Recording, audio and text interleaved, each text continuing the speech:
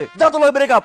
এই তুই চুমা দিলি কেন? লাস্ট চুমো দিয়ে দিলাম, কপালে যায় রে বেচ্চে গা সারা জীবন। মুশফিকার ফারহান বর্তমান সময়ে নাট্য জগতের তুমুল জনপ্রিয় একজন অভিনেতা। আজকের এই ভিডিওতে জানবো তার গার্লফ্রেন্ডকে তার মাসিক ইনকাম কেমন, সে আরজে থেকে কেমনে জনপ্রিয় নাটক অভিনেতা হয়ে উঠলেন, তার সব জানা অজানা তথ্য এবং খুঁটিনাটি বিষয় তুলে ধরবো এই ভিডিওতে। তাই আপনারা যদি তার নাটকগুলো পছন্দ করে থাকেন, লাইক দিয়ে পুরো ভিডিওটি দেখতেই থাকুন।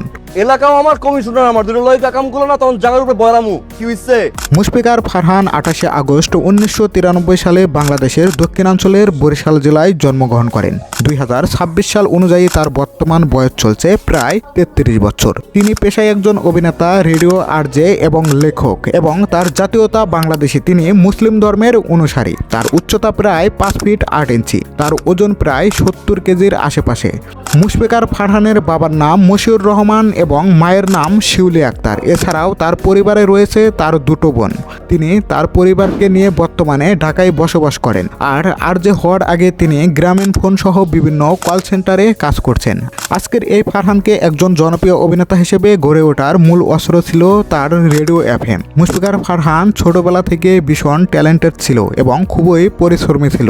আত্মবিশ্বাস আর আপ্রাণ চেষ্টা মানুষকে কোথা থেকে কোথায় নিয়ে যেতে পারে, তার বাস্তব প্রমাণ হচ্ছে মুশফিকার ফারহান। রেডিও এফএম বদলে দিয়েছে ফারহানের জীবনের প্রত্যেকটি অধ্যায়। মুশফিকার ফারহানের এতটা জনপ্রিয় হওয়ার মূল কারণ হচ্ছে তার নিখুঁত অভিনয়। তিনি মাহবুব রশিদ বান্নার পরিচালিত একটি 3 মাসের গল্প চরিত্রে অভিনয় করে সর্বপ্রথম মিডিয়া জগতে আত্মপ্রকাশ করেন। এই নাটকে তিনি সাইড নায়ক হিসেবে কাজ করেছেন। অরিজিনাল কাস্টিংয়ে ছিল আফরান নিশো এবং শবনম ফারিয়া। শুরুটা তার সাইড নায়ক দিয়ে অভিনয় হলেও এখন তিনি মেন ক্যারেক্টারে অভিনয় করে দর্শকদের মন জয় করে নিয়েছে। রেডিও থেকে তার ফ্যান পেজ হতে হতে এখন পর্যন্ত তার বিশাল পরিমাণ ফ্যান পেজ রয়েছে। তিনি যে কোনো ক্যারেক্টারে অভিনয় করে নিজেকে মানিয়ে নিতে পারে। তার অভিনয় স্কিল, দক্ষতা বিশেষ করে আমার কাছে খুবই ভালো লাগে। তিনি অভিনয়ের বাইরে একজন লেখকও। মুশফিকার ফারহানের কয়েকটি নাটকের নাম হচ্ছে ভুলো না আমায়, পারবো না আমি ভুলতে তোকে, হৃদ মাজারে, এছাড়া আরও অন্য অসংখ্য অনেক নাটক।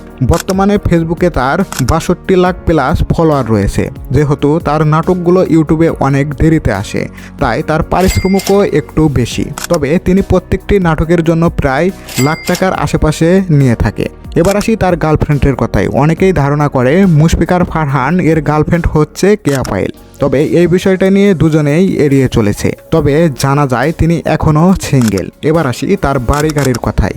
আমরা যেটা জানতে পেরেছি সেটা হলো ঢাকায় তার নিজস্ব একটা ফ্ল্যাট রয়েছে এবং তার গাড়ির কয়েকটি কালেকশন রয়েছে। এবার আসি মুশফিকার ফারহানের ইনকামের কথায়। আসলে মুশফিকার ফারহান মাত্রে কত টাকার মতো ইনকাম করে থাকে? আমরা যেটা জানতে পেরেছি সেটা হলো মুশফিকার ফারহান এখন বর্তমানে 3 থেকে 4 লক্ষ টাকা প্রতি মাসে অনায়াসেই ইনকাম করে থাকে। এছাড়াও তার একটা বড় ধরনের ফেসবুক পেজ রয়েছে, সেখানে স্পন্সরশিপ সহ আরও অন্য কাজ করেও কিন্তু সেখান থেকেও তিনি মোটা অঙ্কের টাকা ইনকাম করে থাকে। সো গাইস, আজকের মতো ভিডিওটা এ পর্যন্তই। যদি ভিডিওটা ভালো লেগে থাকে তাহলে অবশ্যই ভিডিওতে একটা লাইক দিয়ে যাবেন।